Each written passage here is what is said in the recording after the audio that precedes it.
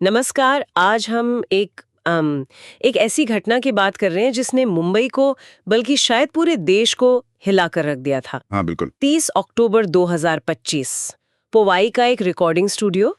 दिन था बच्चों के ऑडिशन का एक वेब सीरीज के लिए, लेकिन वो दिन एक भयानक संकट में बदल गया। हाँ, ये रोहित आर्य बंधक संकट की बात कर रहे हैं। एक ऐसी घटना जिसने मतलब कई कई गंभीर सवाल खड़े कर दिए। सही। रोहित आर्य नाम का एक व्यक्ति था जो खुद वो ऑडिशन करवा रहा था। और उसी ने स्टूडियो के अंदर 17 बच्चों और 2 वयस्कों को बंधक बना लिया। 19 लोग कुल मिलाकर। हाँ, 19।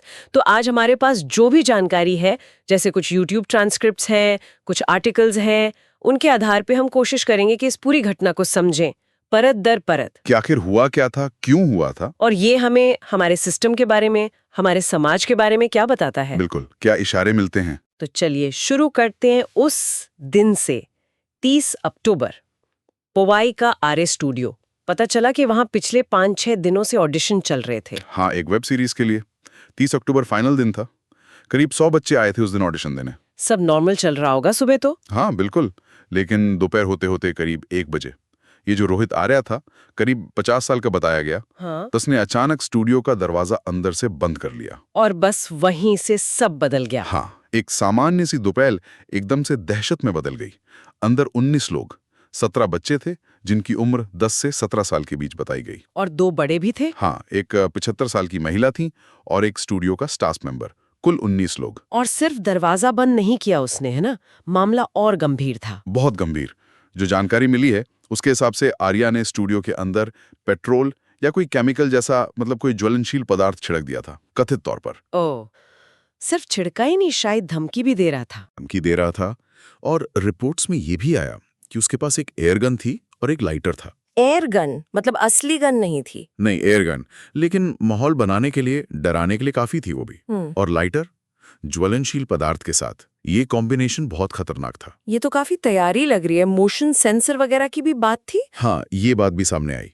उसने पुलिस को रोकने के लिए, मतलब अगर वो अंदर आने की कोशिश करें, तो दरवाजों पर, सीढ़ियों पर मोशन सेंसर लगा दिए थे। अच्छा। हाँ, और वो सेंसर उसके मोबाइल से जुड़े थे।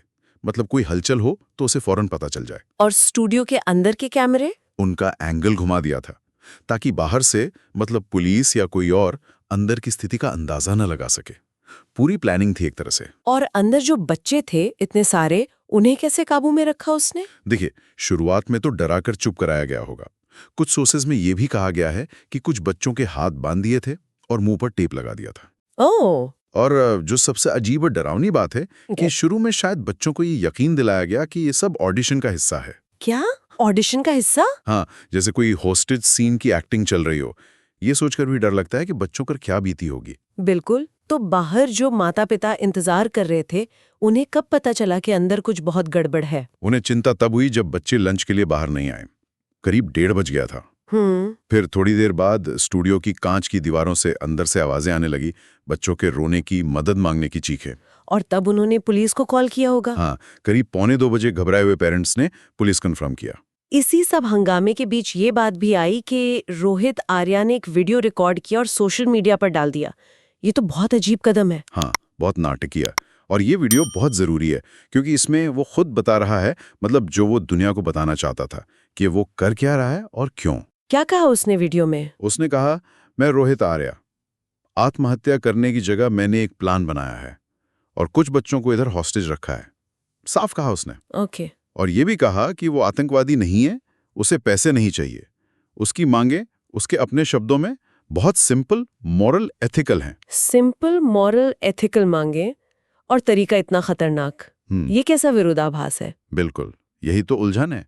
उसने कहा कि वो बस कुछ लोगों से बात करना चाहता है, कुछ सवाल पूछने उसे, जिनके जवाब उसे चाहिए।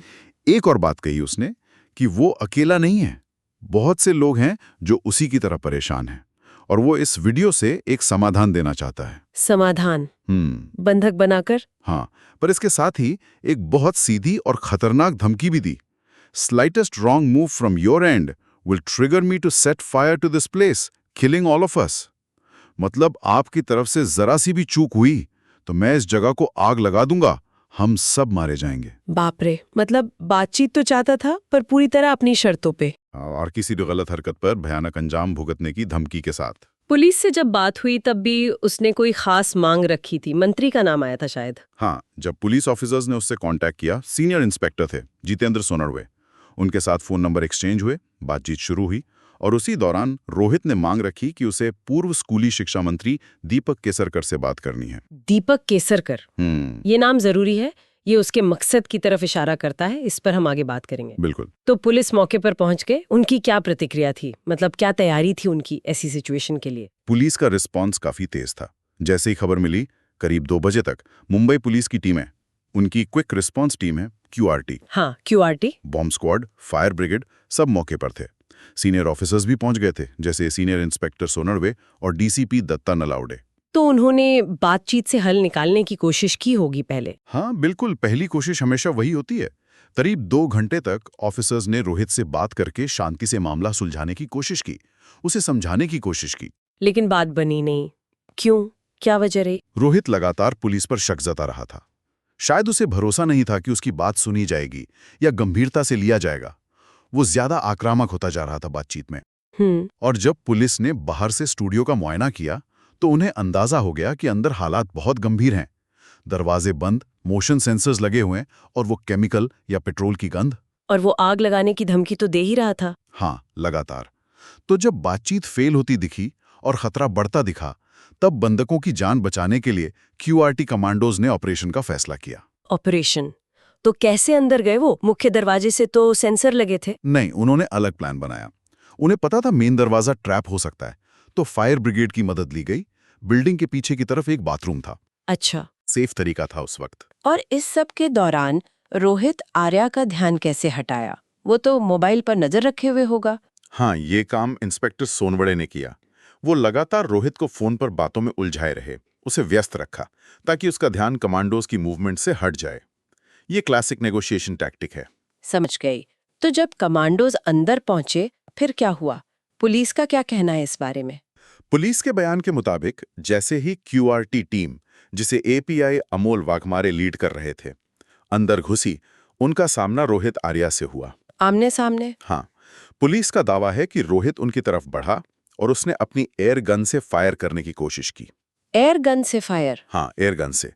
पुलिस का कहना है कि उसने फायर करने की कोशिश की और इसी स्थिति में अपनी और टीम की रक्षा के लिए सेल्फ डिफेंस में API अमोल वाघमारे ने रोहित के सीने में गोली मार दी। और फिर? रोहित को फौरन अस्पताल ले जाया गया, लेकिन वहां पहुंचने पर डॉक्टरों ने उसे मृत घोषित कर दिया। तो ऑपरेशन में बंधकों को बचा लिया गया। हाँ, ये सबसे राहत की बात थी। ये पूरा ड्रामा करीब 3.5 घंटे चला और ऑपरेशन खुद शायद 35 मिनट में पूरा हो गया। सभी 19 बंधक, मतलब 17 बच्चे और 2 वयस्क सुरक्षित बचा लिए गए। किसी को चोट वगैरह तो नहीं आई? वो जो 75 साल की महिला थी, उन्हें कुछ मामूली चोटें आईं, शायद ऑपरेशन के दौरान जो अफरातफरी हुई उसमें, लेकिन बाकी सब सुरक्षित थे। लेकिन इस अंत ने, मतलब रोहित आर्या की मौत ने कई सवाल खड़े कर दिए। आखिर ये नौबत आई ही क्यों? क्यों एक आदमी ने इतने लोगों की जान दांव पर लगा दी? बिल्कुल, यही सबसे बड़ा और उलझा हुआ सवाल है। तो अब जानना जरूरी है कि ये रोहित आर्या था कौन, इसका बैकग्राउंड क्या था, क्योंकि जैसा हमने सुना ये कोई टिपिकल क्रिमिनल तो नहीं लग रहा था। बिल्कुल नहीं। उसकी पृष्ठभूमि असल में काफी चौंकाने वाली है। रोहित आर्य एक पढ़ा लिखा इंसान था। उसने पुणे के सिम्बायोसिस जैसे माने हुए इंस्टीट्यूट से और मुंबई के Indian school of business ISB से पढ़ाई की थी। ISB से? वो तो टॉप बिजनेस स्कूल है। हाँ, वो पहले बैंकर था, बाद में उसने वो छोड़कर सोशल एंटरप्रेन्योरशिप और फिल्म मेकिंग का रास्ता चुना। उसकी अपनी कंपनी भी थी, अप्सरा मीडिया एंटरटेनमेंट नेटवर्क। और ये कंपनी क्या करती तो थी? ये सामाजिक मुद्दों पर काम करती थी, खासकर बच्चों से जुड़े प्रोजेक्ट्स पर। सामाजिक मुद्दों पर काम करने वाला व्यक्ति और बच्चों को ही बंधक बनाने वाला, ये जुड़ता कैसे है? बहुत अजीब है ये। यही पर कहानी और उलझ जाती है। उसका एक प्रोजेक्ट काफी चर्चा में रहा था, स्वच्छता मॉनिटर पहल। स्वच्छता मॉनिटर? हाँ, ये उसने 2022 में शुरू किया था, स्वच्छ भारत अभियान के तहत। और दिलचस्प बात यह है कि इस पहल को लॉन्च किसने किया था? तत्कालीन स्कूली शिक्षा मंत्री दीपक केसरकर ने। वही मंत्री जिनसे वो बात करना चाहता था बंधक संकट के दौरान। एग्जैक्टली, वही। तो ये स्वच्छता मॉनिटर पहल थी क्या असल में?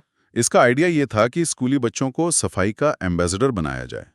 ये बच्चे अपने आसपास स्कूल में, मोहल्ले में अगर कोई गंदगी फैला रहा है तो उसे टोकें, उसे समझाएं और जरूरत पड़े तो नेम एंड शेम भी करें, मतलब उनका नाम सार्वजनिक करें। इंटरेस्टिंग आइडिया था। हाँ, काफी तारीफ भी हुई थी इसकी। और बाद में इसे महाराष्ट्र सरकार की एक बड़ी योजना थी, माझी शाला सुंदर शाला, मेरा स्कूल सुंदर स्कूल, उसका हिस्सा भी बना दिया गया। रोहित इस प्रोजेक्ट का डायरेक्टर था। तो मतलब वो सरकार के साथ जुड़कर काम कर रहा था। हाँ बिल्कुल, उसकी कई तस्वीरें भी हैं जिनमें वो तत्कालीन मुख्यमंत्री एकनाथ शिंदे और दूसरे नेताओं के साथ मंच पर दिख रहा है। तो फिर सवाल वही है, एक आदमी जो सरकार के साथ इतने बड़े लेवल पर जुड़ा है, जिसके इतने ऊंचे संपर्क हैं, वो अचानक सिस्टम के खिलाफ इतना बड़ा, इतना खतरनाक कदम क्यों उठाएगा? जरूर कोई बहुत बड़ा झगड़ा, कोई विवाद रहा होगा। बिल्कुल, और यहीं से मामले का दूसरा और शायद सबसे अहम पहलू सामने आता है, सरकार के साथ उसका विवाद। क्या विवाद था? रोहित आर्य का मुख्य आरोप यह था कि महाराष्ट्र का जो शिक्षा विभाग है, उस पर उसके काम के पैसे बकाए हैं, करीब 2 करोड़ रुपए। 2 करोड़? ये तो बड़ी रकम है। हाँ, उसका दावा था कि ये जो माझी शाला सुंदर शाला योजना थी, इसका मूल आइडिया उसी का था, लेकिन सरकार ने उसे बिना पूरा क्रेडिट दिए और बिना पूरा भुगतान किए इस्तेमाल कर लिया। अच्छा, मतलब क्रेडिट और पैसे दोनों का मसला था। हाँ, उसने ये भी आरोप लगाया कि जब उसने इस योजना से जुड़े कुछ अवार्ड्स में पक्षपात होने का मुद्दा उठाया, कथित तौर पर, तो डिपार्टमेंट ने उसे साइडलाइन करना शुरू कर दिया। साइडलाइन मतलब उसका पेमेंट रोक दिया गया, उसे परेशान किया जाने लगा, ऐसा उसका आरोप था। उसने ये भी कहा कि सरकार ने उसी के आइडिया पर एक दूसरा सफाई अभियान शुरू कर दिया, जिसका बजट 20 करोड़ रखा गया था, जबकि उसे उसका बकाया नहीं मिल रहा था। उसने मंत्री केसरकर से मिलने की बात भी कही थी। हाँ, उसका दावा था कि वो मंत्री केसरकर से मिला था, आश्वासन भी मिला था, लेकिन जो ब्यूरोक्रेसी है, जो अफसरशाही है, उसने मामले को लटकाए रखा, फाइलों में उलझा दिया। ये तो हुआ रोहित आर्या का पक्ष। दूसरी तरफ सरकार का क्या कहना था? शिक्षा विभाग ने क्या कहा इन आरोपों पर? शिक्षा विभाग का वर्जन बिल्कुल अलग है और उसमें कुछ गंभीर आरोप भी हैं रोहित आर्य पर।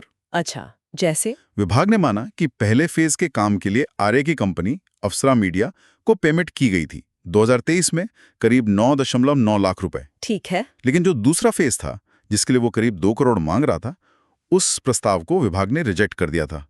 वजह बताई, तकनीकी अनियमितताएं। तकनीकी अनियमितताएं मतलब क्या हुआ इसका? विभाग के अनुसार उस प्रस्ताव में जो खर्चे दिखाए गए थे, जैसे विज्ञापन पर, मैनेजमेंट पर, वो बहुत अस्पष्ट थे, क्लियर नहीं थे और बढ़ा चढ़ाकर दिखाए गए थे, इन्फ्लेटेड थे, और उन खर्चों को सपोर्ट करने के लिए जो जरूरी डॉक्यूमेंट्स चाहिए होते हैं, वो भी नहीं लगाए गए थे। लेकिन आपने कहा कुछ और गंभीर आरोप भी थे। हाँ, विभाग का सबसे संगीन आरोप ये था कि रोहित आर्य ने 2024-25 की जो पहल थी, उसके लिए सरकार से बिना पूछे, बिना कोई मंजूरी लिए एक प्राइवेट वेबसाइट बना ली। प्राइवेट वेबसाइट किस लिए? और उस वेबसाइट के जरिए स्कूलों से रजिस्ट्रेशन फीस लेना शुरू कर दिया, कथित तौर पर 500 रुपए प्रति स्कूल। बिना सरकारी इजाजत के स्कूलों से फीस लेना, ये तो वाकई बहुत गंभीर बात है। बिल्कुल। विभाग का कहना है कि उन्होंने अगस्त 2024 में आर्या को बाकायदा लिखकर निर्देश दिया कि वो ये फीस लेना बंद करे, जो पैसा जमा हुआ है वो सरकारी खजाने में डाले और आगे से कोई फीस न लेने का लिखित वादा करे। और आर्या ने किया ऐसा? विभाग का कहना है कि आर्य ने इन शर्तों को नहीं माना और इसी वजह से प्रोजेक्ट रुक गया और आगे कोई फंड रिलीज नहीं हुआ। ये विभाग का पक्ष है। तो ये तो बिल्कुल अलग कहानी है। और इसमें पूर्व मंत्री दीपक केसरकर, जिनसे वो मिलना चाहता था, उनका क्या रोल रहा? उनका क्या कहना था? केसरकर ने मीडिया में बयान दिया था। उन्होंने माना कि वो रोहित आर्य से मिले थे। उन्होंने ये भी माना कि उन्होंने सहानुभूति दिखाते हुए आर्य को अपने पर्सनल अकाउंट से कुछ पैसे दिए थे। पर्सनल अकाउंट से? हाँ, 2 चेक दिए थे, एक 7 लाख का, एक 8 लाख का। लेकिन उन्होंने ये भी जोर दिया कि सरकारी पेमेंट तो नियमों के हिसाब से ही हो सकता है, प्रॉपर डॉक्यूमेंट्स के बिना वो नहीं करवा सकते थे। लेकिन एक मंत्री का पर्सनल अकाउंट से चेक देना, ये भी तो सवाल खड़ा करता है ना? हाँ, बिल्कुल। क्या ये नियमों के तहत था? क्या ये सही प्रक्रिया थी? ये भी अपने आप में एक सवाल है। तो ये एक बहुत ही उलझा हुआ मामला था। हाँ। पैसों का, क्रेडिट का, नियमों का, जी। दोनों तरफ के अपने अपने दावे थे। लेकिन ये जो आखिरी कदम उसने उठाया बंधक बनाने का, जी। इससे पहले क्या उसने अपनी बात पहुंचाने के, विरोध जताने के और तरीके नहीं अपनाए थे? उसने बहुत कोशिशें की थी। ये घटना एकदम आसमान से नहीं टपकी थी। जो जानकारी उपलब्ध है उसके हिसाब से उसने विभाग को, सरकार को कई चिट्ठियां लिखी, लेकिन उसे कोई संतोषजनक जवाब नहीं मिला, ऐसा उसका कहना था। फिर उसने क्या किया? फिर उसने विरोध प्रदर्शन का रास्ता चुना। विरोध प्रदर्शन कहाँ? कई बार किए। अच्छा। जुलाई अगस्त 2024 में 2 बार उसने मंत्री केसरकर के बंगले के बाहर धरना दिया। मुंबई के आज़ाद मैदान में भी प्रदर्शन किया। अच्छा।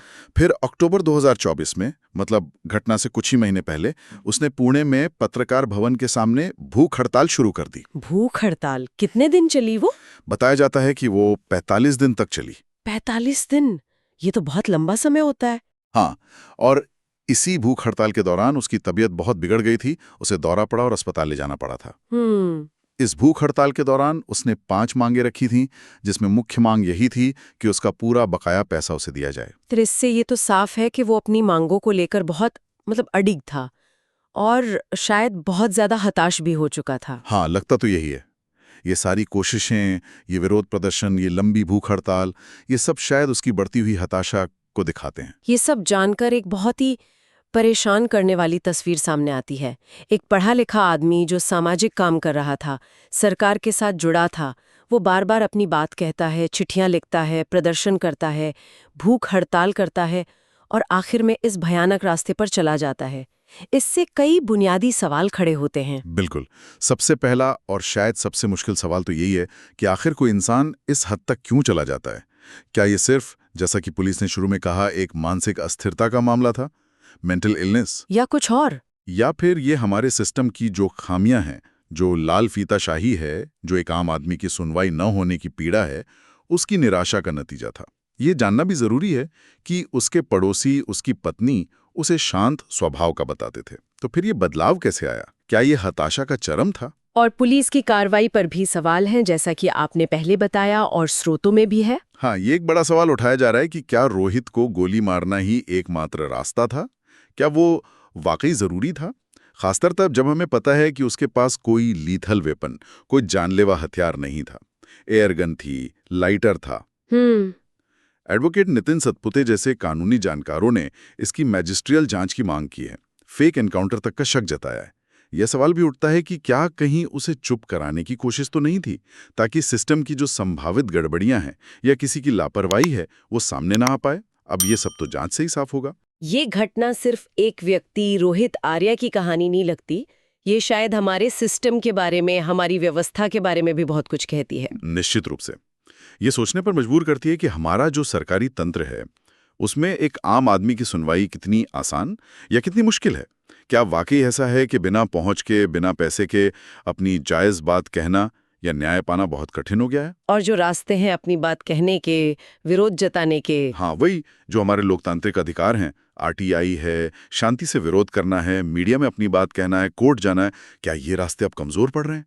क्या इनकी प्रभावशीलता कम हो रही है? स्रोतों में कुछ और घटनाओं का भी जिक्र किया गया है इसी संदर्भ में। हाँ, स्रोतों में कुछ और उदाहरण दिए गए हैं, जैसे एक्टिविस्ट्स को अर्बन नक्सल कह देना, उमर खालिद जैसे केस, लद्दाख में सोनम वांगचुक की नजरबंदी की खबरें, या मीडिया की भूमिका पर उठते सवाल। इन्हें इस नजरिए से देखा जा रहा है कि क्या असहमति या आलोचना की गुंजाइश कम हो रही है? देखिए, ये सिर्फ वो उदाहरण है जो स्रोतों में मेंशन किए गए हैं। हम यहाँ किसी का पक्ष नहीं ले रहे, बस जो जानकारी उपलब्ध है वो सामने रख रहे हैं। सही बात है। एक और बड़ा सवाल जो ये स्रोत उठाते हैं कि क्या रोहित आर्य की जो हताशा थी वो एक अकेली घटना है, या ये समाज में जो एक बड़ी निराशा पनप रही है उसका एक लक्षण है? ये बहुत महत्वपूर्ण सवाल है। क्या रोहित आर्य अकेला था अपनी हताशा में, या वो उन अनगिनत लोगों का एक चेहरा बन गया जो शायद बेरोजगारी से, आर्थिक तंगी से, कथित भ्रष्टाचार से, सिस्टम की बेरुखी से जूझ रहे हैं और निराश हो रहे हैं? स्रोतों में कुछ और उदाहरण भी दिए गए थे शायद। हाँ, इसी कॉन्टेक्स्ट में स्रोतों में हरियाणा पुलिस में बढ़ती आत्महत्याओं की घटनाओं का जिक्र था, किसानों के जो लंबे आंदोलन चले उनका जिक्र था, या लद्दाख में अपनी मांगों को लेकर जो विरोध प्रदर्शन हुए उनका हवाला दिया गया था। ये सब अलग अलग मुद्दे हैं, बिल्कुल अलग, लेकिन शायद इनमें कहीं ना कहीं एक कॉमन धागा है, व्यवस्था से निराशा का। क्या ये सरकार और जनता के बीच जो एक दूरी है, हाँ, या कम्युनिकेशन गैप है, हाँ, उसका भी संकेत हो सकता है? ये सवाल भी उठाया गया है। क्या ऐसा हो रहा है कि सरकारें समस्याओं को सुनने, उन्हें मानने के बजाय आवाज उठाने वालों को, आलोचकों को कभी देशद्रोही कह देती हैं, कभी किसी बाहरी ताकत का एजेंट बता देती हैं, और इससे क्या होता है कि बातचीत के रास्ते बंद हो जाते हैं, हताशा और बढ़ जाती है। ये वो मुश्किल सवाल हैं जो रोहित आर्या की घटना अपने पीछे छोड़ गई है। तो कुल मिलाकर देखें तो रोहित आर्य की कहानी एक बहुत ही दुखद, एक बहुस्तरीय पहेली है। एक इंसान जो शायद समाज के लिए कुछ अच्छा करना चाहता था, जिसने सरकार के साथ मिलकर काम भी किया, लेकिन फिर वो कथित तौर पर सिस्टम की उलझनों में, नौकरशाही की बाधाओं में और अपनी आवाज अनसुनी रह जाने के दर्द में ऐसा फंसा कि एक ऐसे रास्ते पर चल पड़ा जिसका अंत इतना भयानक हुआ। हाँ, और ये एक चेतावनी भी है एक तरह से। ये हमें सोचने पर मजबूर करती है कि अगर हमारा सिस्टम, हमारी व्यवस्था लोगों की जायज़ शिकायतों को, उनकी निराशा को, उनकी आवाज़ को अगर सुनने और समझने में नाकाम रहती है, तो उसका नतीजा क्या हो सकता है? क्या हमारा समाज ऐसी और दुखद और विस्फोटक घटनाओं के लिए तैयार है? ये सवाल सिर्फ रोहित आर्य के बारे में नहीं है, ये हम सब के बारे में है, हमारे समाज के भविष्य के बारे में है। तो आज के लिए बस इतना ही। ये थी रोहित आर्य बंधक संकट की कहानी, उन स्रोतों के आधार पर जो हमारे पास उपलब्ध थे। ये एक ऐसी घटना है जो वाकई हमें लंबे समय तक सोचने पर मजबूर करती रहेगी। बिल्कुल। और शायद सबसे जरूरी सवाल जो हमें खुद से पूछना चाहिए वो ये है, क्या हम इस घटना से कुछ सीखेंगे? क्या हमारी व्यवस्था, हमारा सिस्टम खुद को और ज्यादा सुलभ और ज्यादा जवाब दे और ज्यादा संवेदनशील बनाने की दिशा में कोई कदम उठाएगा, ताकि भविष्य में किसी और इंसान की हताशा इस हद तक न पहुंच जाए? ये एक उम्मीद भी है और शायद आज के समय की सबसे बड़ी जरूरत भी।